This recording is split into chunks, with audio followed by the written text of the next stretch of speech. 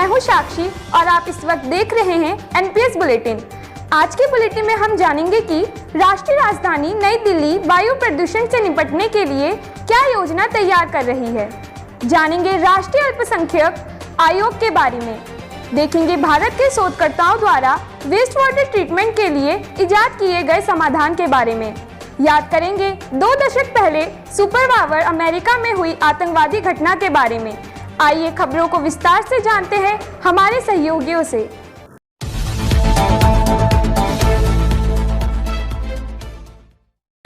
आजकल का बढ़ता प्रदूषण अलग अलग प्रकार की बीमारियों को जन्म दे रहा है, जिसके कारण लोगों को अलग अलग तरह की बीमारियों ने जकड़ लिया है।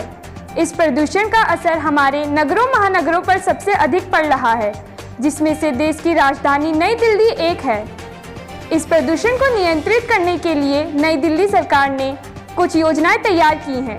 इस विषय पर और अधिक जानकारी दे रहे हैं हमारे साथी आंचल और बबीता। दिल्ली के पर्यावरण मंत्री गोपाल राय ने गुरुवार को कहा कि दिल्ली सरकार 30 सितंबर तक राष्ट्रीय राजधानी में वायु प्रदूषण से निपटने के लिए 10 सूत्री शीतकालीन कार्य योजना तैयार कर रही है। उन्होंने कहा कि वो 14 सितंबर को सभी संबंधित विभागों के साथ समीक्षा बैठक करेंगे। उन्होंने बताया कि यह योजना वायु प्रदूषण के विभिन्न पहलुओं पर ध्यान केंद्रित करेगी, जिसमें हर साल सर्दियों के दौरान दिल्ली की हवा में प्रदूषकों के खतरनाक स्तर के लिए जिम्मेदार आंतरिक और बाहरी कारक शामिल हैं।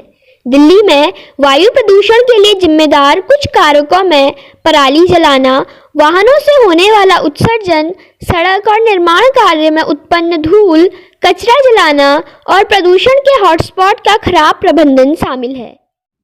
Delhi Environment Minister Gopal Rai said on Thursday that the Delhi government is preparing a 10-point winter action plan to combat air pollution in the national capital by September 30.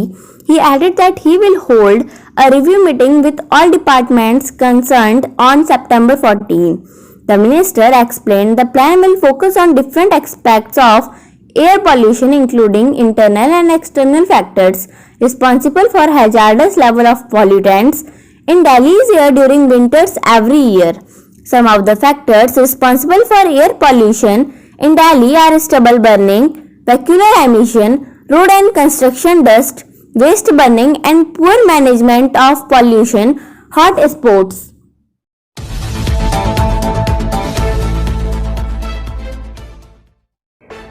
चलिए बढ़ते हैं अगली खबर की ओर और जानते हैं खाद्यान्न और उसके बफर स्टॉक के बारे में, जिसे आवाज दे रहे हैं साथी गुरप्रीत और दीपिका।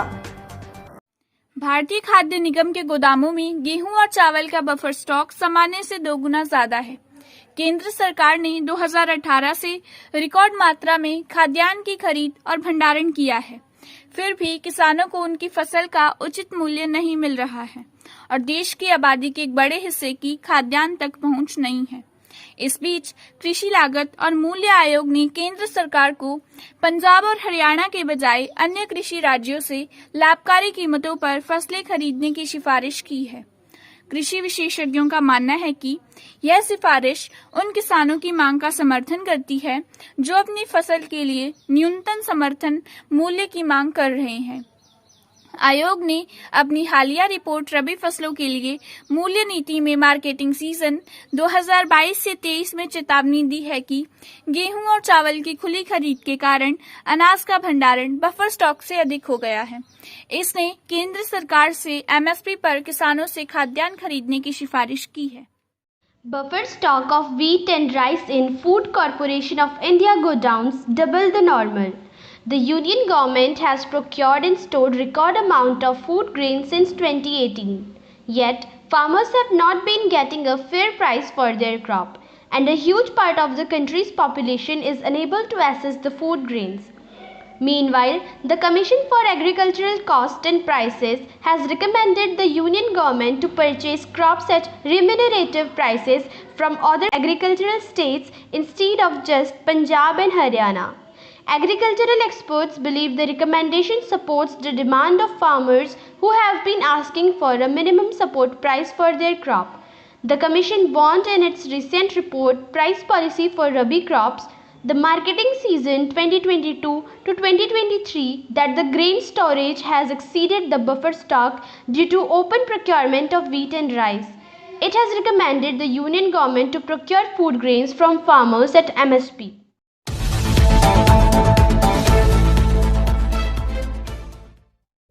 जैसा कि हम जानते हैं, भारत एक लोकतांत्रिक देश है। इसमें बहुसंख्यक के साथ साथ अल्पसंख्यक के अधिकारों को भी महत्वता दी जाती है।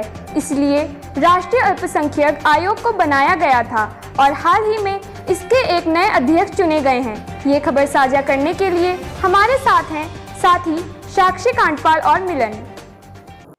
सरदार इकबाल सिंह लालपुरा ने अल्पसंख्यक राष्ट्रीय आयोग के अध्यक्ष के रूप में कार्यभार संभाला है। सरदार इकबाल सिंह लालपुरा पूर्व आईपीएस अधिकारी हैं।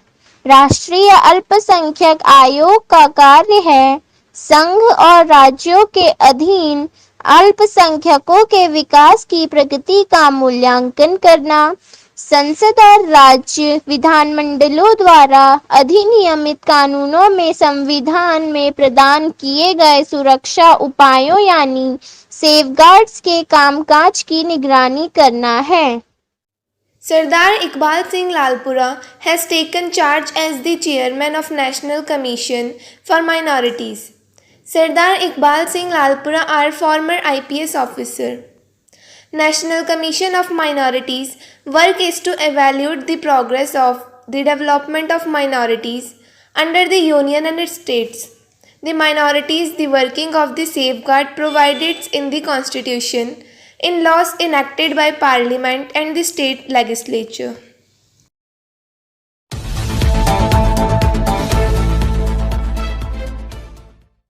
आज से 20 साल पहले एक आतंकवादी घटना में न्यूयॉर्क के वर्ल्ड ट्रेड सेंटर के टकराव में 2 विमान दुर्घटनाग्रस्त हो गए थे और एक विमान वॉशिंगटन के पेंटागन में दुर्घटनाग्रस्त हुआ। ये बड़ा हादसा कभी ना भूल पाने वाला हादसा है। इस विषय पर जानकारी साझा करने के लिए हमारे साथ हैं हमारे सहयोगी प्रमोद और रिया। 11 सितंबर 2021 को संयुक्त राज्य अमेरिका पर हुए सबसे भीषण हमले की 20वीं वर्षगांठ थी। 9/11 हमारी यादों में उन घटनाओं का आह्वान करता है जिन्होंने 20 साल पहले दुनिया भर में सदमे की लहरें भेजी थीं। इसने कट्टरपंथी इस्लाम के नाम पर आतंक के कुरूप पहलू को उकसाया। 2 दशक पहले इसी दिन 19 अलकायदा आतंकवादियों ने संयुक्त राज्य अमेरिका में एक भयावह डिजाइन के साथ 4 विमानों का अपहरण किया था। न्यूयॉर्क में वर्ल्ड ट्रेड सेंटर के टावरों में 2 विमान दुर्घटनाग्रस्त हो गए थे, जबकि एक वॉशिंगटन के बाहर पेंटागन में दुर्घटनाग्रस्त हो गया। चौथा विमान ग्रामीण पेंसिल्वेनिया में दुर्घटनाग्रस्त हो गया क्योंकि यात्रियों ने अपहर्ताओं से नियंत्रण वापस लेने की कोशिश की। इन हमलों में 2977 लोग मारे गए थे, जिससे आतंकवाद की आशंका बढ़ गई। मारे गए लोगों में ज़्यादातर अमेरिकी नागरिक थे, लेकिन 100 से अधिक देशों के नागरिकों ने भी अपनी जानें गंवाई। इन हमलों के पीछे का मास्टरमाइंड आतंकी संगठन अल-कायदा का संस्थापक ओसामा बिन लादेन था। 11 September 2021 marked the 20th anniversary of the worst attack on the United States. The word 9/11 invokes in our memories the events that sent shockwaves around the world 20 years ago. It showed the ugly head of terror raided and abated in the name of radical Islam by Al-Qaeda.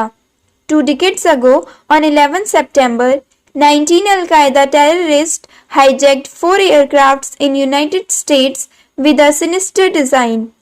2 aircrafts were crashed into the World Trade Center towers in New York, while one of them crashed into the Pentagon outside Washington. The 4th plane crashed into rural Pennsylvania as the passengers tried to take back the control from the hijackers. 2,977 people were killed in these dastardly attacks, raising the specter of terrorism. Most of those killed were American nationals, but citizens of more than 100 countries lost their lives as well. The mastermind behind these attacks was the founder of the terror outfit Al-Qaeda, Osama bin Laden.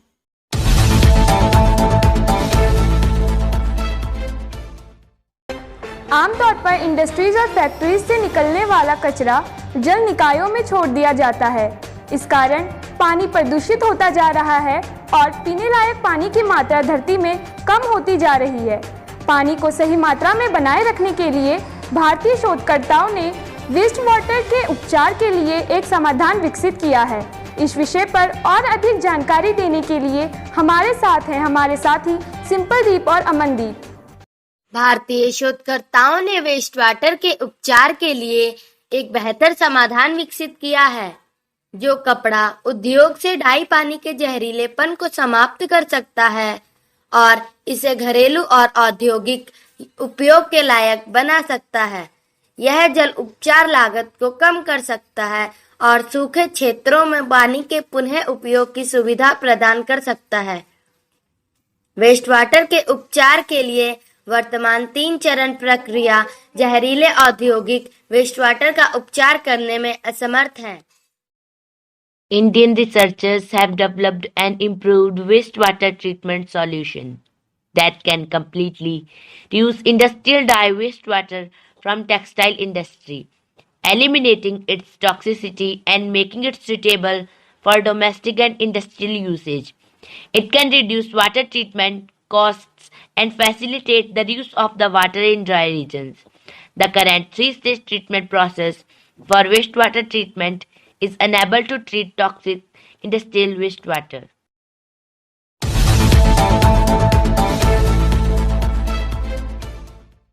आज के लिए बस इतना ही। बाकी updates के लिए जुड़े रहिए एनपीएस बुलेटिन के साथ।